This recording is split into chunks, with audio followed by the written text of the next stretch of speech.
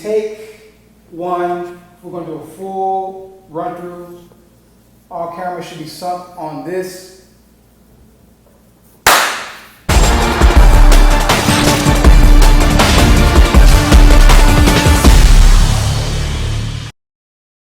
New at 5, chaos at the airport as car thieves try out a new tactic. They jump on MARTA, head to Hartsfield-Jackson, and then pull a gun on the employee at the car rental counter. Then they took off in cars, crashing into and damaging a number of other vehicles as they drove away. Fox 5's Morse Diggs joining us now live from the airport with a closer look at these crimes. Morse? I can't imagine being in that car rental center when this chaos broke out. 7 young people trying to take the cars, ramming security barriers over and over again. They could have run someone over. It's common to all airports, acres and acres of rental cars. The major companies stress convenience for the customer. Just reserve a vehicle ahead of time and go right out to the lot and drive off. The criminals know the policy. Police say a week ago at night, it turned chaotic when 7 teens and young men, and here's a photo of one of them, came onto the property. A car lot attendant told authorities he was threatened with a gun. That was followed by the men jumping into cars and attempting to drive off. But they encountered exit barriers meant to prevent unauthorized drive-offs.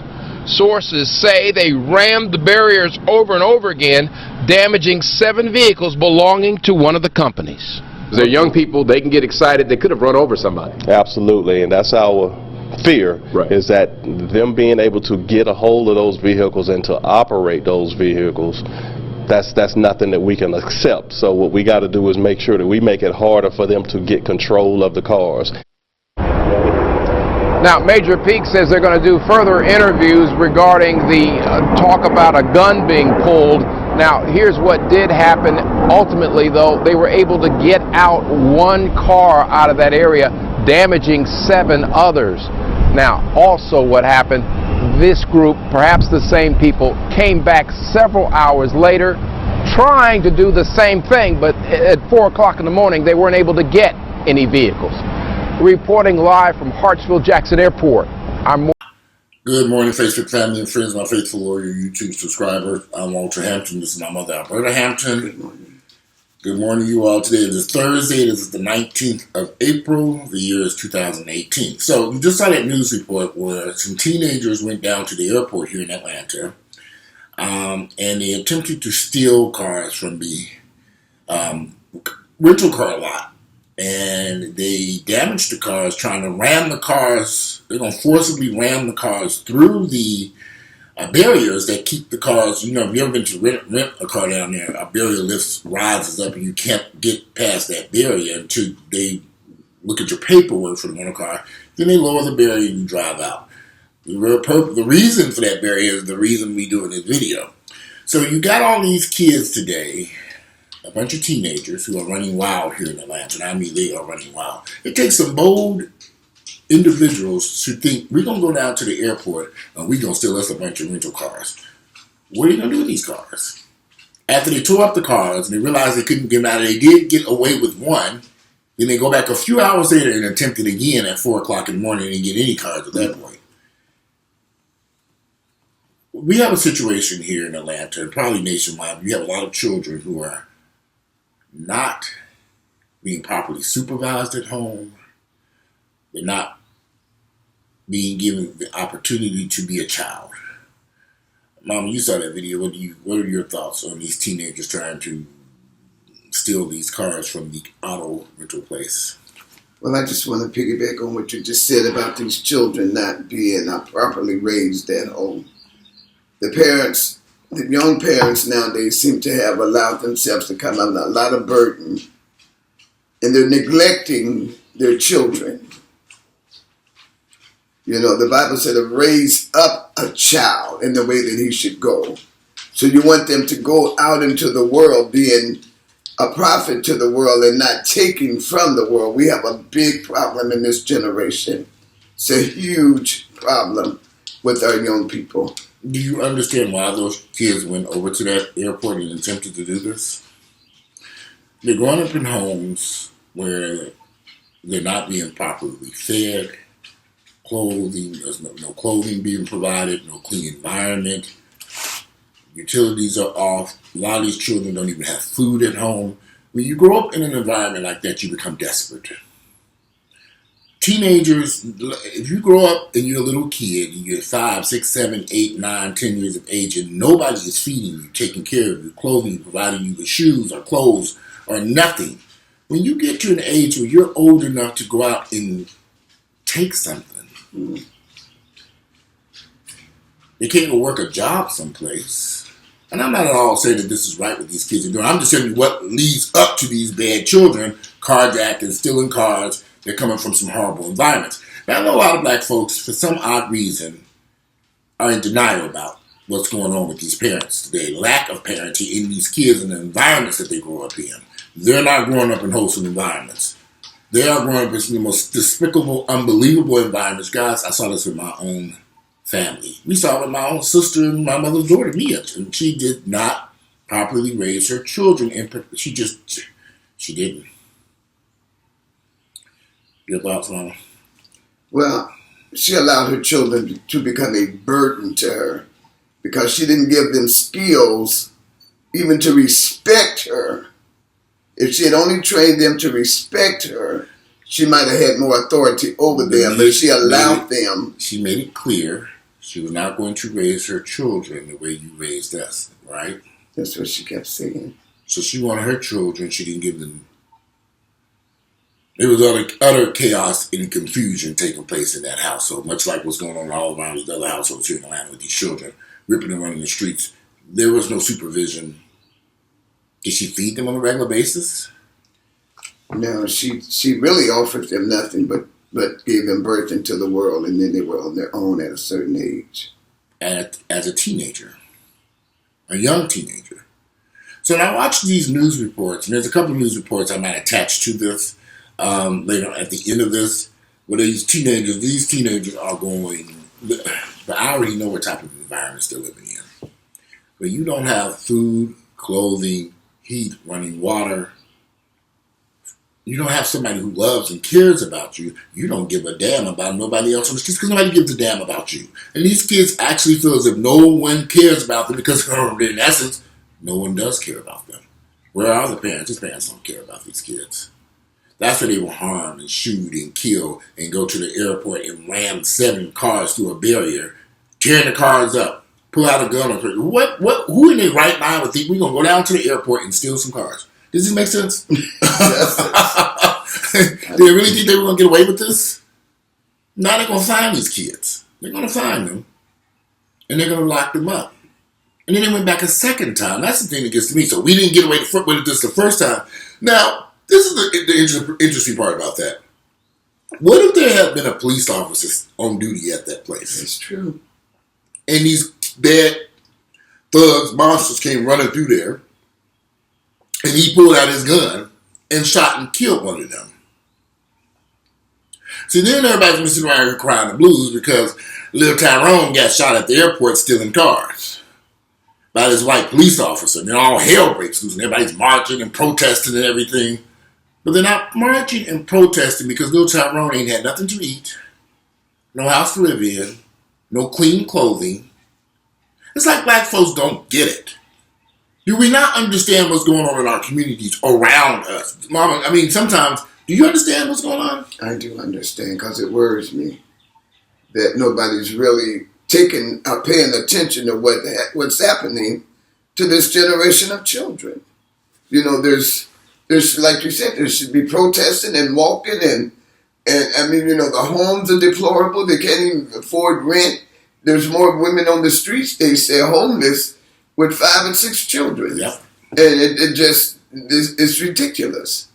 Nobody is paying attention to this. Paying attention. Then when these children grow up, they grow up with a mindset of they're going to do what they got to do to live. Because no one's ever, they don't have I don't know what to say, but many of these children, then they get caught up in these gangs. The only food they might get is from a gang member. And all of a sudden these gang members become parents to a degree. having them go out and commit crimes because they're feeding them, giving them food and clothing and shoes and stuff that they should have got from their mama and daddy, who are nowhere to be found. But a lot of black folks, again, why are we in such denial about this? Because when I talk to black folks, they don't see this. But I see it all up and down these streets. When I ride through certain neighborhoods, I see these children, and I know the situation that's going on with them. Why are we so in denial and act like we don't see this, what's happening in our community? Because if we really saw it, we would actively get involved, I would hope. I don't know. But why are we acting like, why are we so denial about this and what's happening?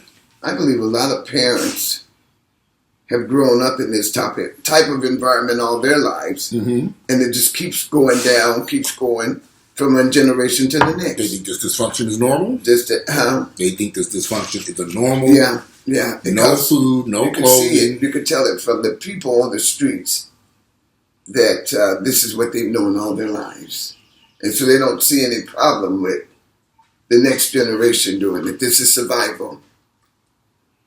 But, we as people that have common sense should be out here doing something to help these children, because this is ridiculous. Man, it's starting to get bad. It's ridiculous. Starting to get bad. It's been bad for quite some time. And it's these teenagers, because they don't have anything. They don't have anybody that's ever showed them love and affection. I have a friend of mine. He said every piece of clothing he had as a child were hand-me-downs. He never had anything new. The shoes he wore, everything was oversized. He couldn't fit everything. They didn't care. They gave it to him and said, "Where is the school?" Nobody cared about how he went to school, and there was nobody there to sit there and make sure he did his homework and could read and write. And now you're looking at a person who's in his 20s, late 20s, early 30s, and oh my God, you talk about dysfunction. And they're a burden on society, too. It's hard to teach in the school classrooms when you have children that are under this type of... It's a mental problem that they grab a hold of as they're coming up. They don't realize that there's a better way to life. They just think this is it. Kind of hard to go to school and concentrate when you haven't been fed breakfast and had a clean home. We don't know how they made it through the night with all this chaos and confusion in the home that they're living in. May not even have a bed to sleep in. They're sleeping on the floor someplace. Mama, we saw this in our own family with Mia. We saw this. We attempted to help Mia many times. It did not work. Before we just sat back, which I think was the worst mistake we ever could have made. We should have been more aggressive in trying to get her. Way more aggressive in getting that girl, forget her. But you have to get her first, then the children get the help. They will not help children without helping the parent that's over them. But she would have gotten what she needed, and then they would have taken the children and gave them the help that they needed. If I could go back in time, those kids should have been, one of us should have stepped in and took custody of her children. Yeah. And I think their lives would be way different. They would be. And I was living at that point, I lived in a couple of nice houses. If I can go back in school districts, like good school districts, if I can go back and take those kids and get them away from her crazy behind, get them in school, I can provide them clothes and food and shoes and a warm bed and a stable environment. My sister was all over the place, moved from state to state, from house to house. It just didn't make any sense. That was her choice, because she didn't have to live her life like that. Did Mia have to live her life like that, Mama? Well, we don't know what was going on in her head. Did she have enough support for me, you, and other family members? She would have had the support if she had accepted it. If she only had accepted it, she would have done, the children would have done much better, and she would have too. She took on a lot of responsibility by herself. Do you think that's what's happening out there now with these parents? That they're not accepting the help that's available for them? That could be available to them from other family members and friends? Are they all running around? Do you think that's the case? A lot of cases that I've met in the South, that is the case. I'm just saying, I've been down here so long, I don't know what's going on in other places, but a lot of them, like one lady I met, her mother had 14 kids, and, she jumped up and left and went to California for somebody else to have to worry about them. Your mother had 14 children just left. Mm-hmm. Started her life all over again. And forgot about the kids. We're in hard times when it comes to raising children and loving them. Mom, what are your feelings about birth control for women? Well, I was telling you about a bag of condoms and birth control pills that I found in one of the girls' bedroom. And remember, somebody straightened me up, but they must have went and got them at the clinic then. Okay, what are your thoughts on women in birth control? What are my thoughts? Yeah. Well, you can't speak for everybody. I'm asking you, what are your thoughts about young women being on birth control? Should they be on birth control? These women know they should be on birth controls, Walter. You don't have to ask somebody else. They know about birth controls as well as anybody else do. From young ages up, they know about birth control and condoms. But they've chosen for some reason not to, everybody want a baby. Everybody wants them a little baby. Who knows what's going on in their heads? Why would you want, I didn't want a little baby. I'm talking about this generation we live in, these women. Well, don't forget that my generation, when I was in high school, there were girls in my high school in Ohio when I was at Aiken High School who had children. There was a couple of them that had multiple children before they graduated high school by the same man, but they had I'm talking about multiple, 4 or 5 children before they left high school. Really? Mm-hmm. They didn't have somebody watching them there, because there's no way that these girls should have had that many babies. No, they should have been on birth control. At that young age, yeah, they should have taken control of that girl's life to prevent those children from, coming into the world, because they suffer when those people are that young. Well, you had made the comment in one of the videos, and everybody kind of was, and now let me clarify this. You said you felt that an 18-year-old girl could have a baby and survive in 2018. Well, no, I didn't say that now. I didn't classify a year. Because I couldn't classify a year, because back in the day when we were coming up, women had babies at 18 and they took care of their children. So, and they usually married the men. Mm-hmm. But now things are all offhand. These men are just laying with these gals. Can a young girl at 18 years of age have birth to a child and properly and successfully take care of a child at 18 years of age today in 2018? Can you say? Yes, I'm so asking. To please the audience, I'll say no. Well, we want to hear your opinion, because this is 2018, and I'm trying to figure out how this 18-year-old girl is going to feed, house, clothe, take care of in an environment where we got a government taking all the food stamps and social help away. They running these poor niggas up out of Atlanta, getting rid of public housing. How can this 18-year-old child, that she is wealthy, going to take care of them, provide food, clothing? I don't know, but there are some parents that are very, they don't want their child to get pregnant or have a child, but they do support them and try to help them to, they give their attention, they do their part to help this 18-year-old, because 18 is a good age. I'm saying that because we got too many from 12 on up having babies. They shouldn't be having no children. But they shouldn't be having any, but what I'm saying is that if you get the proper support, I'm not saying go out and get pregnant, but if it happens and you get somebody supporting you, I think it was you and I, we looked at a picture, that wasn't you. They had this thing on TV last Sunday about a 15-year-old girl that had 8 miscarriages. I didn't. That was in Ayanna Van Zot show. I haven't seen that. I've recorded it, so I'm gonna look at that later.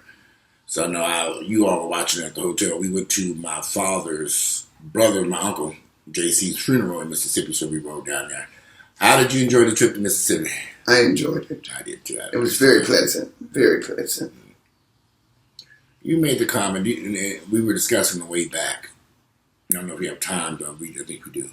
On the way back from Mississippi, we were discussing, are children better off being raised in an environment like Atlanta, Georgia, or Louisville, Mississippi? Well, I think anytime you take a child out of the city, like the environment that's here, and you take them to a quieter place where they can grow up and they get to be bothered about, what's going on in the city, I think, of course, they would. I mean, I was raised in the country. My mother moved us from the city to Decatur, and we were out in the sticks. Now, I am a firm believer that children have more of an opportunity, black children in particularly, have more of an opportunity to succeed and have success out in the country in smaller cities than large urban places like Atlanta, Baltimore, Chicago, Detroit, New York City, Miami, any of these large cities. Because the environments are too tough right now. And the settings, the people, the school systems, all of the stuff that went off a cliff. She moved us because of the environment how many years ago? So you know it's worse now. If it was back that long ago that she felt like we needed to get out of the country. It's funny how the city of Atlanta is changing with gentrification, but it's still not a good place to raise little black children. Changing for what? Well, you know, all this gentrification, all these white folks moving into these areas and stuff like that. And the schools are still separated. Everybody still get their own schools. And our children do not, we want them to be educated. Back in the day, they were educated in black schools. But before the civil rights movement and before integration.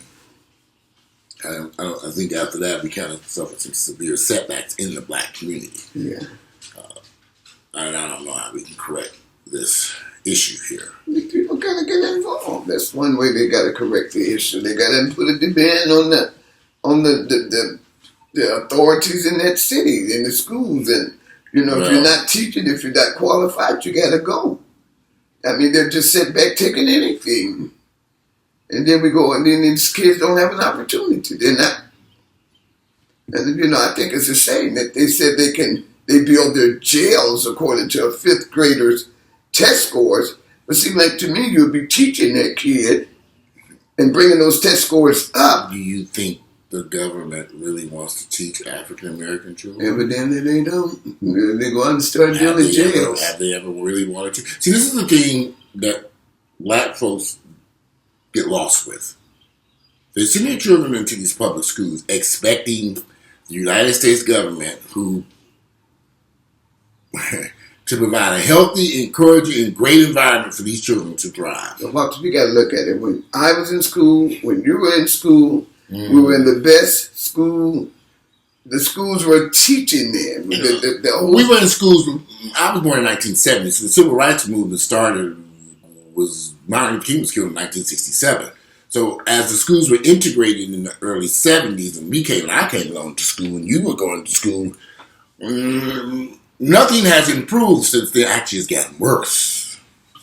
I'm talking about, but you had a good. In Gary, Indiana, we had a good environment in Gary, Indiana. Right, that's what I'm saying. So it's a known fact that if they put themselves out for us, the children, it can be done. Gary, Indiana was a black city at that time, with black people in control who went in there. And what happened to Gary, Indiana, Mama? Same thing that's happened to all the cities now. Gary, Indiana was destroyed. Yeah, all the Lord said Atlanta is destroyed. I mean, just go around the country. Everybody's complaining about how their schools and things, have gone down. There's a big feedback, Nobody's learning nowadays. Well, now they're in private schools or in a charter school where they get more attention and they only allow so many children to come in. I was at one of the little great-grandson's school the other day. There were so many kids in there. I said, my God, how they teaching all these kids? It was packed. I can believe it. I mean, you didn't see them but little black children standing all everywhere. It goes back to my question. Do black women like birth control? I have no idea. I'm going to be honest with you. It used to be, back in the day, they liked it. It was very popular back in the day. I don't know what they like nowadays. Would you encourage women to use birth control? If somebody came to me and asked me and I knew they were sexually involved and they didn't have education and they was messing around with some men, and if they get pregnant, they would be in a big situation, yeah, I would encourage that. Somebody needs to, they know they're there now. That's all. They know about birth control. Everybody knows that there's some birth control pills. Go to Planned Parenthood, they give you 2-3 bags of them, full of them. Well, I don't know if Planned Parenthood can just outright give birth control pills to underage children. I'm going to have to do some research on that. But we're running out of time on this video. Anything else you want to add about them bad, young folks at that airport and what they've done and the tragedy that could have taken place. It didn't take place. I think our teenagers are really, and young adults are out of control, but it's because nobody has taken the time to train them. See, people are running around here doing their own thing nowadays. Mm-hmm. And the children are being deprived of a good training. You got to train them. Let them know what they're supposed to do.